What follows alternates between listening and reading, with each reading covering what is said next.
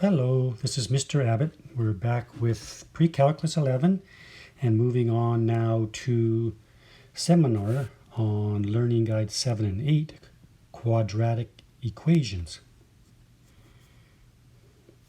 All right, topic 1, we are going to look at quadratic equations. So we had some work with that in the previous learning guides, looking at the functions. And now we're going to apply them and use them to solve problems. All right, so let's look at the first example here. So the first example, we have a quadratic equation. And remember, this is the standard form. All right. And now all you see is we're placing the f of x or the y with a 0. When you're solving quadratic equations, you always want to get it equaling 0, so move everything to one side.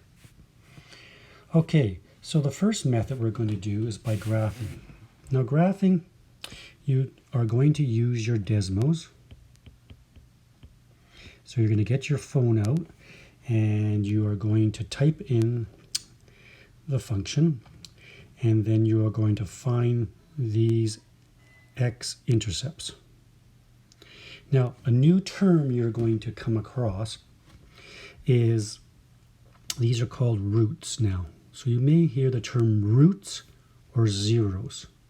So those are x-intercepts now. So with this picture right here, if you want to practice, there's the equation on the bottom. So if you want to go into your Desmos and go y equals 2x squared plus 2x minus 12, you'll get those answers. And we just write the answers as x equals negative 3, because we're just taking the x value, and x equals 2.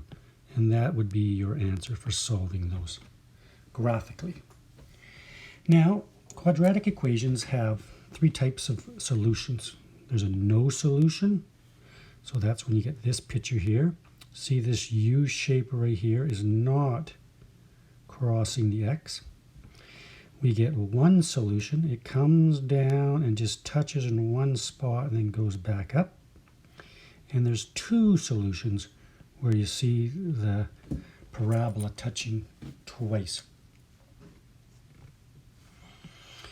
All right, so let's try a problem here. And we're going to look at example 1. We're going to solve by graphing.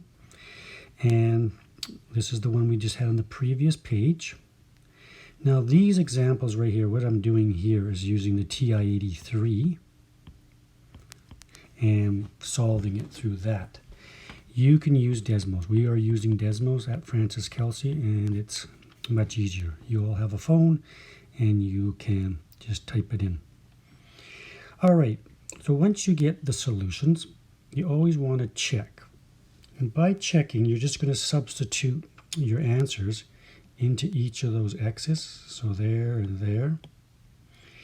And you want to get the 0 equaling 0, so you know there's a balance. And then you want to put negative 3 into those x's right here. And then you type it in and you get 0 and 0. So you know you did it right. All right. So for the next one, you're going to find the roots. Remember, those are x-intercepts. And we're going to do this by graphing. So this is the graphing section. So get your Desmos out and you will get your answers. So you can pause it and just check my answers.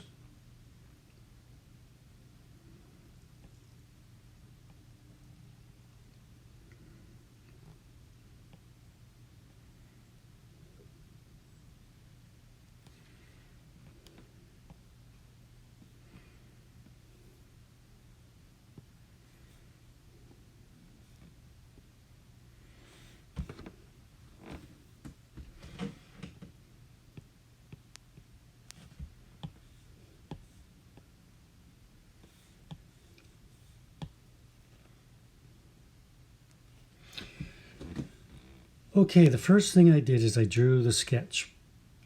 Now when I'm marking, this is what I want to see. And we talked about this earlier. The key characteristics, like we can call them critical points too. So when I took my picture off my Desmos, these guys are really important. This guy is the answer, and it crossed at 3. So you can label that 3, 0. And I want this y-intercept too, and that's this constant. So I want 0 and 9 marked. And that's a good picture to get 1 mark. And then you would write the answer, x equals 3. So this one only has one solution. Where B, it crossed at 6, so 0 and 6. But then it came down and it didn't cross the x-axis. All right. So this is a no solution.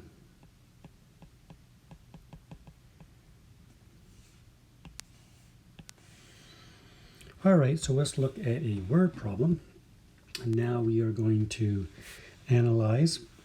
So we did this earlier when we were looking at maximum price. So we have the problem, and when we look at this problem, we are going to put this into our Desmos. Remember, this is going to be a Y. And you'll get a picture like this. You might have to use your fingers to play with your screen to make the picture look like a nice parabola. So now we want to find the x-intercept. So just touching on your screen, and you can get these x-intercepts. So those are called the roots. Okay? But when we're applying it to a problem, you have to sort of understand what it's getting to.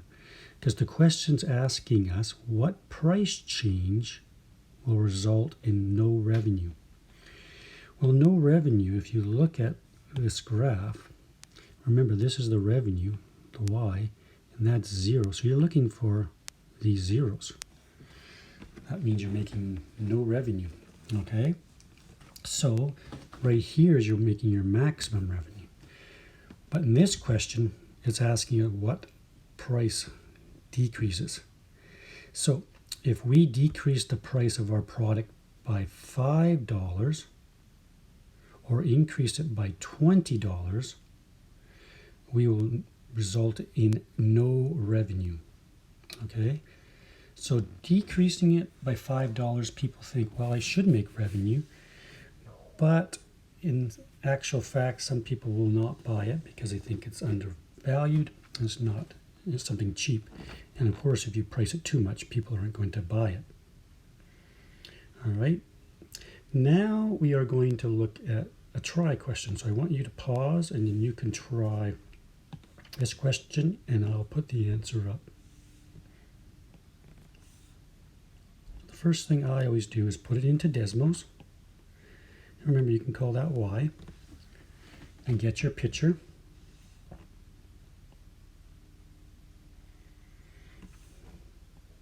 Get these critical points, or key characteristics.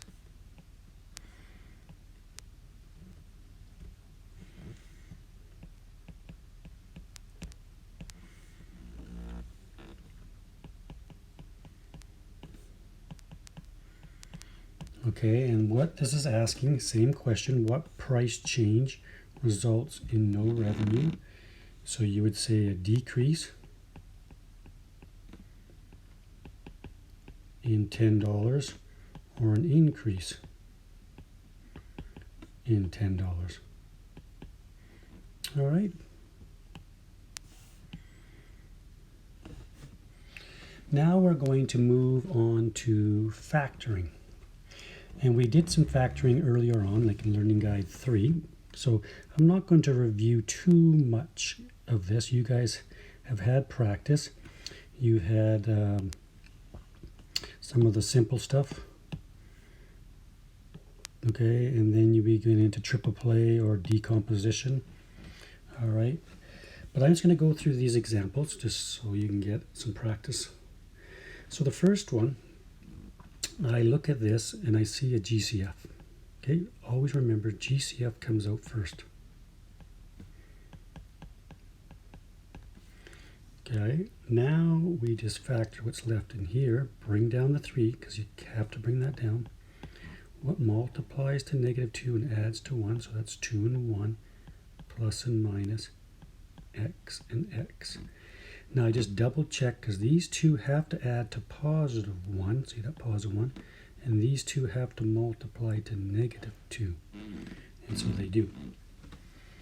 B is a similar one, it's a GCF as well, because I don't want to factor with this half.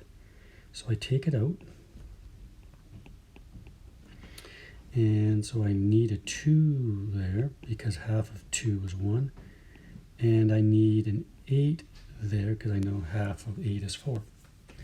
Then I repeat the same thing I just did, what multiplies to this and adds to this. So 4 times 2, a negative and a positive. Don't forget to bring the half down, because that's part of your answer, so I'll just circle these two answers.